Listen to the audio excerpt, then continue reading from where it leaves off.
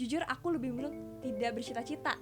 Oh, Jadi aku baik. memilih untuk hidup ini akan membawa aku kemana ya gitu. Wah, luar Tapi biasa. ternyata dengan memutuskan seperti itu, justru lebih banyak hal-hal yang mengejutkan dan lebih menarik dibandingkan apa yang udah aku proyeksikan. Wah, nama lengkapnya Nabila Isma Nur Habibah, lahir di Bandung 23 tahun lalu, dan di usia yang masih sangat muda begitu banyak prestasi beliau. Pernah jadi finalis Gadis Sampul 2014. Terus pernah ikut sehari menjadi menteri Kementerian PPA, Pemberdayaan Perempuan dan Perlindungan Anak tahun 2016. Terus tahun 2016 juga beliau dapat anugerah Tunas Muda Pemimpin Indonesia.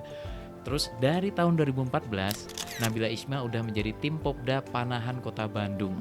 Lalu dari tahun 2017 sampai 2019, Nabila menjabat sebagai Wakil Ketua Forum Anak Nasional. Pernah menjadi Metamorfosa Indonesia Founder and Facilitator.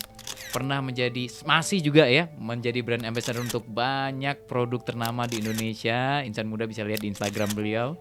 Dan Nabila Isma Nur Habibah sering melakukan aksi sosial, termasuk bersama Dompet Duafa. Emang gak capek ya aktivitasnya sebanyak itu? Yuk kita tanya aja langsung ke orangnya.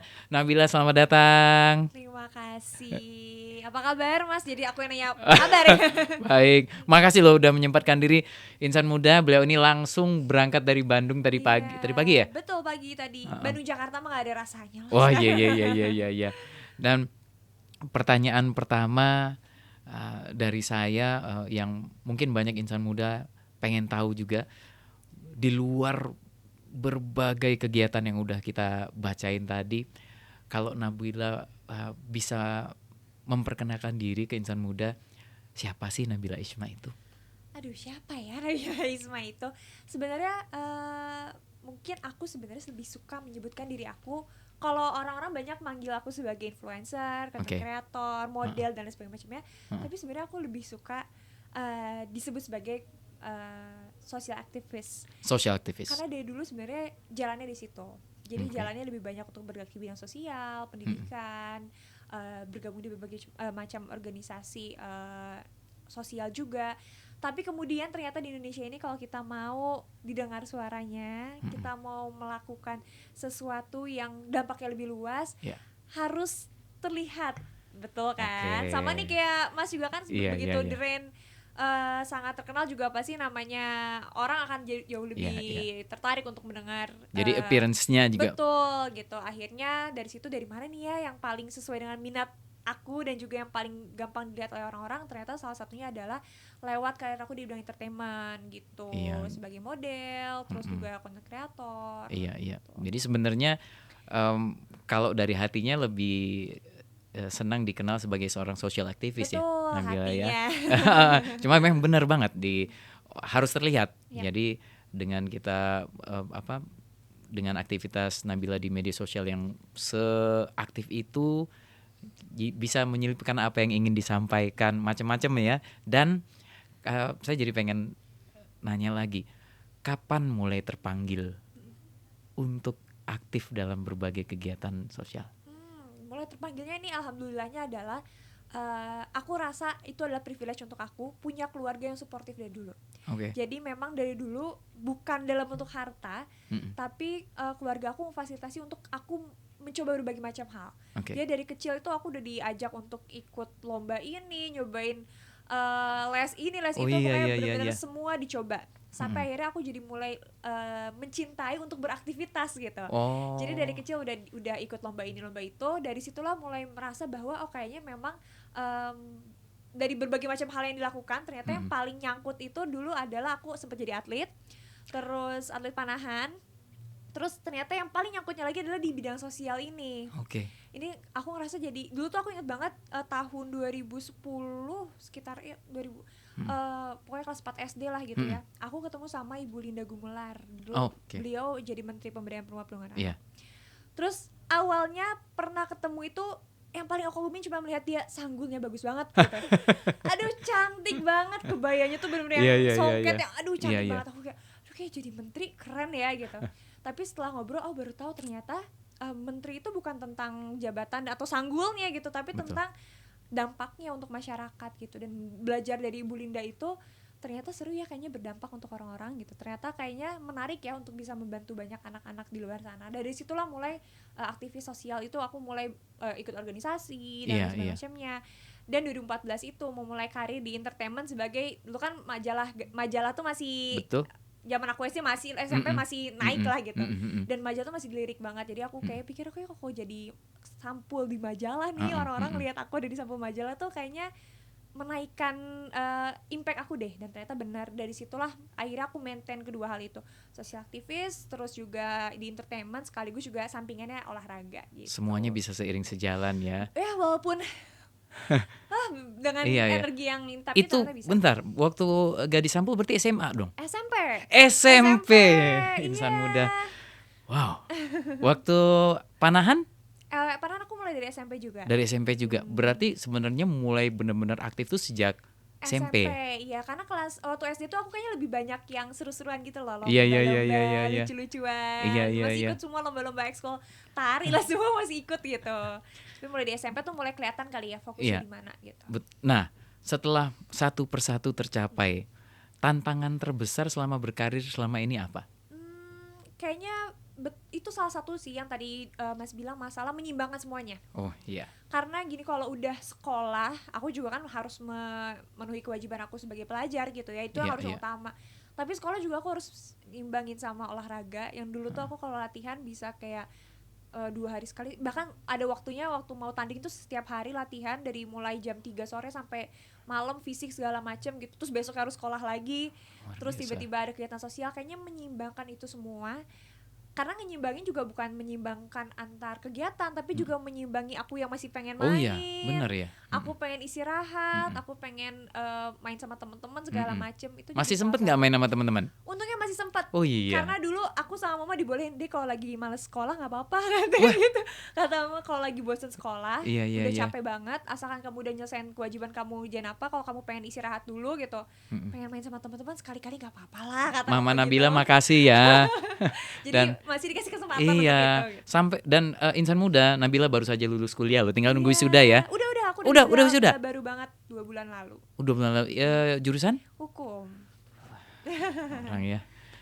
Kalau ngomongin pesan, sepanjang perjalanan karir pasti ada pesan-pesan nasihat yang sampai sekarang terngiang atau masih terus jadi pegangan dari orang tua atau dari orang-orang yang pernah Nabila temui. Kira-kira apa tuh pesannya yang paling terngiang sampai sekarang?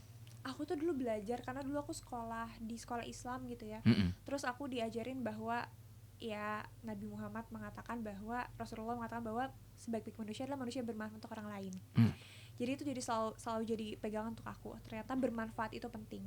Tapi yang paling menjadi dorongan aku adalah, dulu aku punya gerakan waktu SMP. Jadi gerakan aku adalah memang berbeda ya. Jadi aku mengajak teman-teman geng-geng motor, kan di Bandung terkenal ya geng-geng motor itu. Iya, Dilan ya. Iya, perdilanan itu aku himpun supaya mereka bisa punya tempat untuk berkreasi. Jadi biar berkreasinya nggak di tempat yang negatif deh gitu.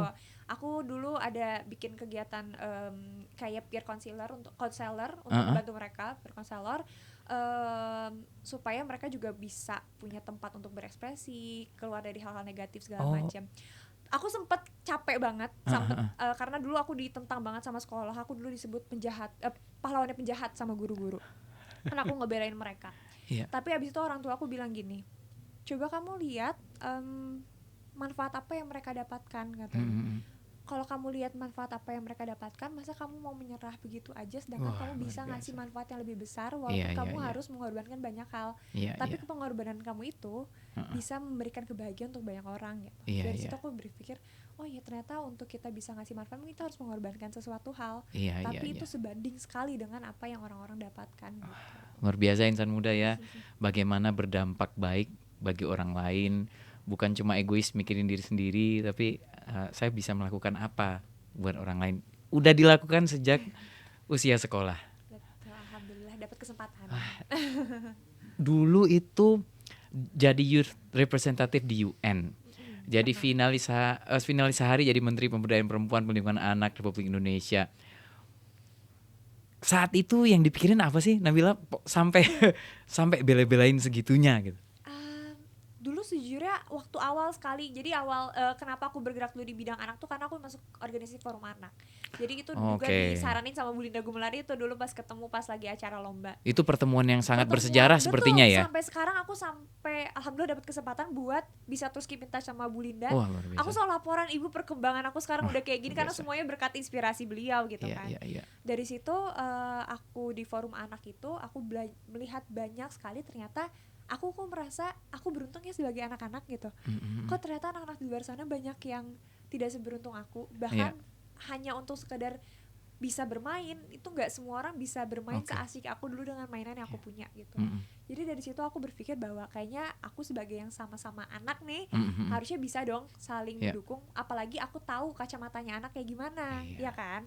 Aku anak, orang dewasa kalau ngomongin anak-anak belum tentu sesuai karena beda kacamatanya. Nah dari situlah aku berpikir kayaknya kalau aku menyuarakan suara aku dari perspektif anak mungkin akan lebih nyata hasilnya gitu. Makanya bergeraklah dulu di bidang hak anak sampai alhamdulillah terpilih waktu itu untuk ke Jepang, waktu itu konferensi di UN, terus ke Brunei ikut ASEAN Children Forum. Terus juga waktu itu cobain pengalaman jadi menteri KPPA sehari, kan dulu aku pengen banget jadi menteri KPPA, terus nyobain terpilih buat ngisi jabatan selama sehari gitu. Makin kagum gak tuh insan muda sama Nabila Isma? Alhamdulillah. Cita-cita Nabila 10 tahun lalu dengan cita-cita Nabila sekarang berubah gak sih? Jujur berubah banget sih. Oh iya? Berubah banget karena dulu juga aku jadi aku dulu adalah tipe orang yang suka memproyeksikan masa depan gitu. 10 tahun lagi harus ngapain, 5 tahun lagi ngapain, dibikin mind map segala macem. Dulu pengennya apa, sekarang pengennya apa? Nah dulu pengen jadi menteri, pengen banget. Oke. Jadi kan namanya menteri berarti otomatis aku harus bergerak di bidang politik, aku harus ya mengejar karir segala macam. Tapi begitu lulus kuliah dengan berbagai macam hal yang terjadi di hidup aku, justru aku berpikir kayaknya jabatan tuh bukan itu ya, lebih ke kayaknya aku ingin mengerjakan apa yang aku mau dengan cara yang berbeda gitu. Itu yang sekarang berarti cita-citanya. Itu yang sekarang aku lakukan gitu. Jadi ya lebih ke bahkan kalau ditanya cita-cita aku sekarang apa, jujur aku lebih memilih tidak bercita-cita. Jadi aku memilih untuk hidup ini akan membawa aku kemana ya gitu. Tapi ternyata dengan memutuskan seperti itu, justru lebih banyak hal-hal yang mengejutkan dan lebih menarik dibandingkan apa yang udah aku proyeksikan. Wah, ini. Sebenarnya mungkin karena sudah melakukan apa yang diimpikan sejak lama. Betul, jadi ya. Saat ini mungkin bisa dibilang Nabila ini living the dream ya. Betul. Jadi, bisa jadi ya alhamdulillah itu. Alhamdulillah sih. Ya. Wah, luar biasa. Nah, berarti yang melatar belakangi Nabila aktif ke kegiatan sosial terutama untuk anak yang Nabila sampaikan tadi ya, karena kacamatanya lebih dekat gitu ya. Dari Nabila ke anak-anak dibanding mungkin yang rentang usianya jauh lebih berbeda. Betul. Itu ya. Dan Nabila juga akan berkolaborasi dengan Dompet Duafa ini yang berhubungan dengan anak-anak nih insan muda. Tapi sebelum itu dijawab, awalnya kenalan sama Dompet Duafa gimana sih Nabila? Oh ini kayaknya memang sudah ditakdirkan. Oh iya. Ya. Kapan itu? Jadi awalnya aku kenal Dompet Duafa itu tahu dia teman-teman aku. Jadi teman-teman aku udah banyak nih yang jadi volunteer Dompet Duafa. Oke. Tahu Kak Ciki? Iya Ciki. Kak Ciki kan volunteer sejati ya Dompet Duafa. Dulu aku jadi host bareng sama Kak Ciki gitu. Dari situ udah mulai tahu Dompet Duafa tuh ternyata ada kegiatan gini dari Kak Ciki gitu. Tiba-tiba dihubungin sama Dompet Duafa, terus ingat banget dihubungin waktu itu diajak ke NTT. Pas banget, tapi aku baru selesai sidang, terus aku udah kayaknya aku nggak punya tenaga nih kalau buat ke NTT nyebrang sungai, nyebrang laut. Akhirnya aku ke Bima waktu itu, diajakin untuk tebar kurban pertama kali. Oh itu yang kurbannya The Rain. Aku membawa sapinya The Rain teman-teman waktu itu. Insan muda, kami berhutang budi sama beliau dan teman-teman dari Dompet Duafa. Jadi waktu itu The Rain bikin kurban bareng sama fansnya The Rain tuh. Kita alhamdulillah dapat sapi. Tapi ternyata jadwalnya The Rain gak memungkinkan. Dan ternyata Nabila sangat membantu ya bersama teman-teman Dompet Duafa menyalurkan ke sana. Saya tuh sampai nangis loh nontonnya. Lihat fotonya beneran nangis. Jadi lihat foto dagingnya itu pakai daun pisang ya. Bener ya? Aku ikut melipat-lipat. Oh iya. Ya, aku ikut. Wow. Aku ikut potong dagingnya. Iya. Aku ikut waktu itu. Saya sama anak-anak Drain tuh nonton fotonya tuh berlinang air mata. Wah, terharu banget. Makasih sekali lagi ya. mau mengumpulkan masanya untuk berbuat kebaikan. Kalau aku hanya mengantarkan aja. Semuanya punya perannya, dan kita sepertinya di sini dipertemukan juga lewat Dompet Duafa ya. Betul. Nah itu sih menurut aku yang bagusnya di Dompet Duafa. Iya. Udah kolaborasi apa aja Nabila sama Dompet Duafa? Nah jadi kemarin itu kita aku yang pertama kali adalah tadi program yang tebar kurban itu. Tebar kurban. Jadi kemarin ke Bima. Nah sekarang itu kita baru mau kolaborasi lagi untuk, karena Dompet Duafa ini sih menurut aku hebatnya Dompet Duafa, mau mengikuti perkembangan zaman ya. Karena kan sekarang semua udah serba digital, semua udah serba ya anak muda sekarang semua transaksi lewat HP gitu, nggak ada lagi yang datang kemana gitu, udah nggak ada lagi kan. Dan Dompet Duafa ngikuti perkembangan zaman itu, bikin namanya Dompet Duafa Apps, DD Apps gitu. Jadi sekarang aku kolaborasi juga untuk membantu Dompet Duafa menyebarluaskan tentang DD Apps ini. Dan salah satu program utamanya adalah di bidang pendidikan yang aku fokus utamanya. Jadi kita juga nanti mau bantu untuk membangun sekolah di daerah. Membangun sekolah. Jadi menurut Nabila, Dompet Duafa ini benar-benar mengikuti perkembangan zaman, dan sekarang Nabila bersama Dompet Duafa lagi fokus dengan DD Apps ya. Berarti Nabila menjadi brand ambassador ya. Betul, mungkin bisa dibilang seperti itu ya. Menyambungkan lidah. Wah, ini luar biasa. Tetap rendah hati ya.